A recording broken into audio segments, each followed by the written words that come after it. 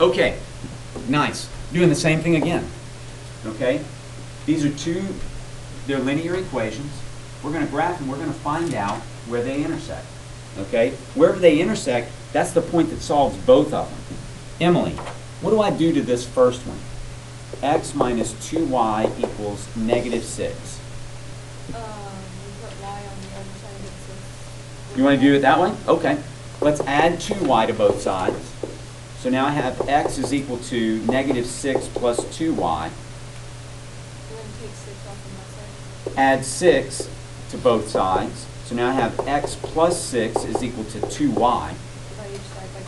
Divide this by 2 and everything over here by 2. Wait, I don't like the way that looks. Let me move this down. Okay. I'm sorry, Emma. X plus 6, 2x, and you said divide by 2. So we're dividing everything by 2. So x over 2 plus 3. Can I say 1 over 2x? Okay. Is that all right? Plus 3. And then I like y on that side. Is that all right? Slope and intercept. Let's graph that one, Emily. What do I do to graph this? You put 3 on the y, like on the y-axis. Put a point at 3 on the y-axis because that's the y-intercept. And then move up 1 and over 2. Up 1 over 2, up 1 over 2, up 1 over 2. Like that. Okay. I'm going to go down 1 back 2 here.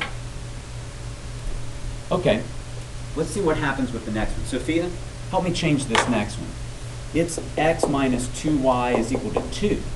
What do I do? I'm going to subtract y. X, sorry. Subtract x? I like it. Negative 2y is equal to negative x plus 2. And then I would first,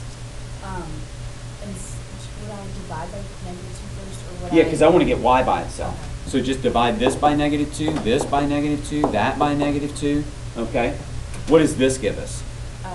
Y, Y equals, x over 2. Wait, yes, Yeah. it's positive. Can I say 1 over 2x? yes. Like that? Just so I can see the slope, Right. right? And then what do I get? Minus 2. Well, wait. Oh, minus 1. Minus 1. Okay?